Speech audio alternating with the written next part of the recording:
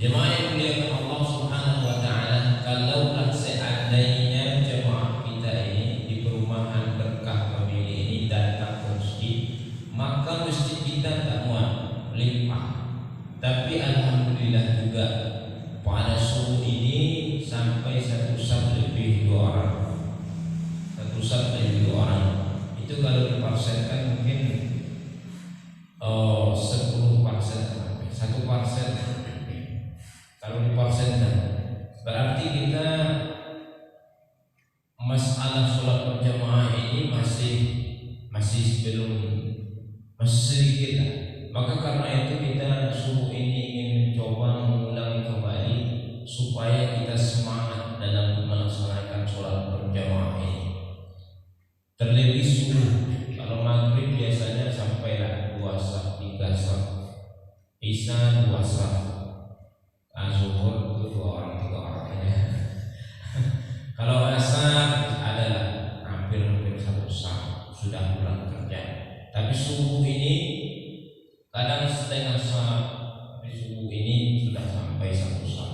Jemaah yang dimuliakan oleh Allah Subhanahu wa taala, kalau kita lihat dalil-dalil yang berkaitan dengan sholat berjamaah ini, masya Allah tabarakallah. Di antaranya bahwa Rasulullah SAW saja ketika mengadakan peperangan, menghadapi peperangan, masih melaksanakan sholat berjamaah yang disebut dengan sholat khawf, sholat takut. Di depan 2 barisan yang dibuat oleh Rasulullah, yang di depannya sholat. Artinya begitu pentingnya sholat berjamaah. Dalam peperangan, saat peperangan pun Rasulullah masih melaksanakan sholat berjamaah. 1. Kemudian yang kedua, ada dalil yang mengatakan bahwa Rasulullah SAW akan membakar rumah-rumah laki-laki yang tak mau datang ke masjid. Ini yang kedua. Yang ketiga, bahwa ada kakek-kakek buta datang kepada Rasulullah. Dia mengatakan, ya Rasulullah, tak ada orang yang membimbing saya ke masjid. Berilah cerita. Kakek ini balik. Belum lagi dia meninggalkan masjid, takut wahyu. Dan Rasulullah panggil lagi kakek tadi, apakah engkau mendengarkan azan? Iya. Wajib datang ke masjid. Orang buta saja dianjurkan untuk datang ke masjid, apalagi kita yang sehat-sehat ini. Kalau kita berpatokan 3 dalil ini, kira-kira sholat berjamaah ini apa hukumnya? Maka sepakat analisa kita ini, kalau begini wajib nih sholat berjamaah.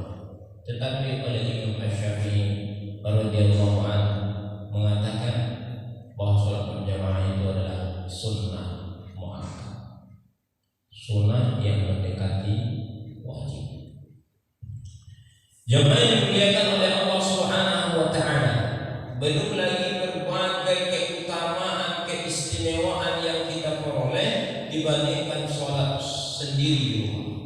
Maka ketika ilmu itu datang, ada dalam diri kita, ada semangat kita untuk sholat berjamaah. Di antaranya sholatul jamaah tabdulu min sholatin 27 darajah. Sholat berjamaah lebih baik 27 derajat daripada sholat sendiri. Sholat kita di rumah dapat 1, sholat di masjid dapat 27. Luar biasa. Belum lagi i'tikaf, kita niatkan i'tikaf dulu, kita belum lagi silaturahminya. Luar biasanya sholat berjamaah ini. Ketika kita datang di masjid, orang bertanya, siapa di mana ya? Baru kita sekali 2 kali datang di masjid, orang sudah bertanya. Inilah di antara keistimewaan sholat berjamaah ini. Ini kita sama-sama di sholat berjamaah 2 2 saf 3 saf. Kawan-kawan kita yang sholat berjamaah ini kalau nggak datang dia kita bertanya, apa tuh mana dia? Abang tuh mana dia? Oh abang tuh pulang kampung. Oh abang tuh sakit. Sehingga orang tahu. Maka sangat-sangat merugilah bagi kita yang tak mau sholat berjamaah. Bahkan dekat masjid pun orang tak tahu keadaan dia seperti apa. Apakah dia sakit, tak tahu. Tapi dia di belakang sana, di depan sana, datang dia ke masjid, rutin dia sholat berjamaah. Ketika satu saat dia tak datang, orang akan bertanya. Dan ketika dia sakit, ramai-ramai kita datang kepada dia. Masya Allah, ini di antara keistimewaan sholat berjamaah. Jemaah yang dimuliakan oleh Allah Subhanahu wa taala, memang sholat berjamaah ini banyak tantangannya. Iblis itu dia tak tinggal diam dia. Mana contoh di antaranya? Ada di zaman Rasulullah Shallallahu Alaihi Wasallam orang buta melaksanakan sholat berjamaah karena sering dia jatuh, lalu dibantu dia, tak tahu dia siapa yang bantu, sampai di masjid. Ada pulang diantarkan, begitu terus. Ternyata yang mengantarkannya itu, masya Allah, adalah iblis laknatullah, bukan orang-orang biasa. Lalu ditanya, kenapa engkau mengantarkan saya ke masjid? Lalu iblis ini menjawab begini, ketika kamu jatuh berguguran dosa, maka supaya dosa tak gugur, maka saya antarkan kamu ke masjid. Iblis ini masya Allah juga dia mana yang besar untungnya, pandai-pandai dunia dagangnya ada juga ini iblis ini. Jadi mana yang besar untung bagi dia, itulah yang dia lakukan. Kedua-duanya itu pahala, tetapi lebih besar pahalanya dia bantu ini orang datang ke masjid sehingga orang ini tak jatuh. Sehingga jatuhnya kita mau ke masjid ini, dosa kita berjatuhan. Masya Allah. Belum juga masuk lagi. Ada lagi hadis Nabi Sallallahu Alaihi Wasallam, "Idza kana yaumul qiyamah yahsyurullahu qauman wujuhum kal kawakib." Ini ada dalam kitab Jalalain Nafsihi. Hadis ini.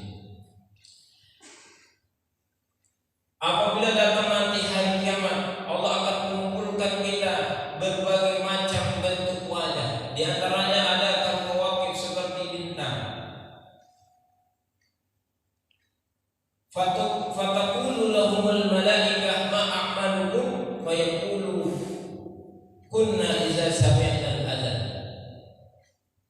Ada nanti wajah kita ini di akhirat bercahaya-cahaya bermacam-macam, ada seperti bintang di antaranya. Orang ini ditanya oleh malaikat, ma a'malukum, apa amalan kamu dulu di atas dunia sehingga wajahmu seperti bintang? Masya Allah, tabarakallah. Apa jawaban mereka yang seperti bintang ini? Fayaqulu kunna idza sami'na al-adzan, kunna adalah kami ketika mendengarkan azan, kunna ila tahara wudhu, kami langsung berdiri bergegas-gegas mengambil wudhu, bersiap untuk melaksanakan sholat berjamaah. Ini kita sekarang ngaji orangnya ada juga lagi ngantuk ngaji, padahal waktunya sudah jam 4.45, tinggal 4 menit lagi, tapi masih ngaji. Akhirnya terdedak, Allahu Akbar, la ilaha illallah, la ilaha illallah. Baru kita terbangun, astagfirullahaladzim. Baru kita terbangun. Ini sering ini. Jemaah yang dimuliakan oleh Allah Subhanahu wa taala. Padahal ini. Jadi yang pertama tadi seperti wajahnya seperti bintang, orang ini ketika mendengarkan azan langsung dia bergegas berwudu, bersuci berwudu, mengenakan pakaian, langsung datang ke masjid. Wala nastaghfiru ghairi, tak ada kerjaan selain itu. Karena sekarang ini kita sudah pakai jam kita ini kalau antara azan dan iqamah itu lumayan lama, 10 menit. Bagi dekat-dekat rumah azan baru santai-santai ya. Padahal kalau kita sudah dapat ini, masya Allah, apalagi sangat rugi rasanya kita tak dapat sholat qabliyah subuh, rakaat al-fajr khairun minad dunya wa ma fiha, lebih baik daripada dunia dan seisinya. Apa dunia ini berapa harganya dan seisinya, maka lebih baik lagi sholat qabliyah subuh itu. Cuman lebih afdalnya di rumah. Jadi bagi kawan-kawan kita yang lamban ini mungkin dia qabliyahnya di rumah. Ya kadang-kadang dekat rumah tapi dia datangnya pas-pas qomat, dia qabliyah di rumah itu. Sholatnya di rumah. Kita berbaik sangka. Jangan pula kita katakan ini abang ini dekat rumahnya terlambat juga dia qabliyah di rumah, mengamalkan hadis Rasulullah SAW bahwa sholat sunnah itu dianjurkan sholat di rumah supaya rumah itu bercahaya. Nah, ini dia. Ini jangan salah-salah kita. Jamaah yang dimuliakan oleh Allah Subhanahu wa taala. Jadi yang pertama, yang kedua, wa qawman wujuhuhum kal qamar, ada lagi seperti bulan. Ada lagi wajah itu seperti bulan. Faqala lahum ma a'malukum, apa amalan kamu, kata malaikat kepada orang ini. Fayaqulu kunna natawadda qabla al-azan, dia sudah berwudu sebelum azan. Berarti ini sudah siap-siap orang ini. Sebelum azan dia sudah berwudu. Seperti bulan, masya Allah. Kemudian ada lagi yang ketiga, yang terakhir, qauman wujuhum kasyamsi, seperti matahari, masya Allah, seperti matahari. Wa yaquluna ba'da as-salat kunna nasma'u nida fil masjid. Dia mendengarkan azan itu dia sudah di masjid, dan masjid bahkan dia yang azan. Ini wajahnya nanti seperti matahari. Jemaah yang dimuliakan oleh Allah Subhanahu wa taala, mungkin dari berbagai hal yang sudah kita sampaikan, mulai dari dalilnya, keutamaan sholat berjamaah, kemudian apa yang kita dapatkan dalam sholat berjamaah, rasanya rugi jika tidak sholat berjamaah. Maka bagi kita, terutama yang dekat-dekat masjid, kita inilah yang akan menghidupkan masjid, ya kan?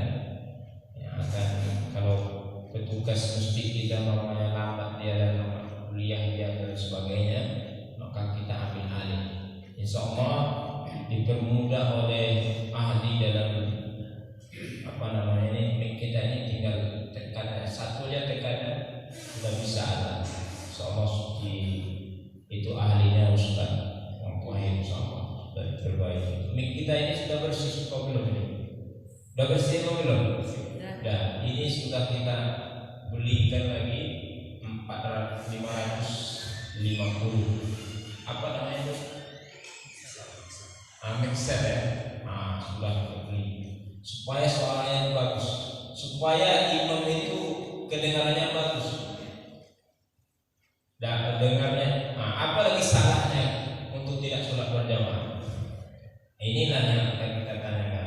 Oh, kurang kopi, sama akan kita sediakan kopi. Kurang sarapannya, sudah ada sarapan. Itu donatur kita. Kita doakan donatur-donatur kita yang memberikan sarapan pagi pada pagi ini. Mudah-mudahan Allah sehatkan dia, Allah mudahkan rezeki dia, dan apa yang diinginkan dikabulkan oleh Allah Subhanahu wa taala. Amin ya rabbal alamin. Terakhir, ada lagi hadis Nabi sebagai penutup. Man shalla shalawatil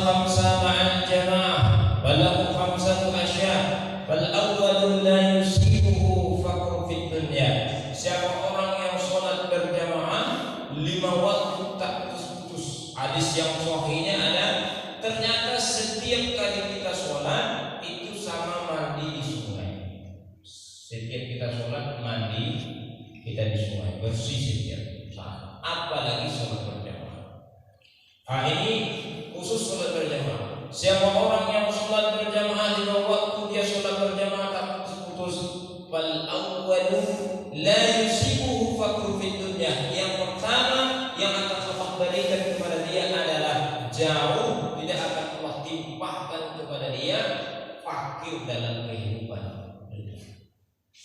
Ini kefakiran ini, kemiskinan itu adalah yang ditakutkan oleh orang hari ini. Sehingga karena takut miskin tadi, dia berbuat sesuatu yang dilarang oleh Allah Subhanahu wa taala. Maka salah satu solusinya adalah sholat berjamaah. Kalau kita bekerja, carilah masjid-masjid terdekat. Kemudian dimanapun kita lakukan sholat berjamaah. Bahkan ada hadis Nabi, bukan hadis ayat malah. Ketika kamu berkumpul, datang waktu sholat, maka lakukan sholat berjamaah. Tunjuk salah seorang di antara kamu menjadi imam untuk sholat berjamaah. Nah ini. Yang pertama adalah Allah akan angkat atau Allah tidak akan timpahkan kepada dia fakir dalam kehidupan dunia, apakah hatinya ataupun hartanya. Tapi yakin ini baru sholat berjamaah 2 kali 3 kali, kok miskin terus. Jangan langsung aja. Kalau itu sholat berjamaah lah. Ayah hidup sekarang belum lagi permintaan anak, belum lagi permintaan istri, belum lagi rumah, belum lagi macam-macam permintaan. Ayah saya, oh ternyata ada caranya sholat berjamaah. Sudah sholat berjamaah seminggu tak ada perubahan, sebulan tak ada perubahan. Itu kita sholat berjamaahnya bukan karena Allah, tapi karena menginginkan sesuatu, karena Allah dulu. Karena kita membaca dalam sholat, inna sholati wa nusuki wa mahyaya wa mamati lillahi rabbil alamin. Karena Allah semuanya. Jadi lakukan semua itu karena Allah, maka apa yang disebutkan pada hari ini akan muncul. Langsung aja. Ini sekarang apalagi akhir-akhir bulan ini, itu ya ingatlah tanggal berapa jatuhnya ansuran rumah. Ingat itu. Karena ini baru lagi sudah datang SMS. Kami pernah telat sehari datang di kedua. Wasani yarfa'allahu ta'ala annahu 'adzab al-qabr. Yang kedua adalah Allah akan angkat azab kubur. Allah tidak akan timpahkan kepada dia azab kubur. Salah satu yang dirasakan oleh orang-orang yang sudah meninggal adalah azab kubur hari ini. Wa yastaghfiruna fiha dalam Al-Quran. Mereka menjerit, mereka memanggil kita hari ini. Orang-orang pakar, datuk kita, nenek kita, paman kita, siapapun lah itu yang sudah meninggal, kalau dosanya banyak, hari ini mereka memanggil kita. Apa yang mereka inginkan adalah pertolongan dari kita.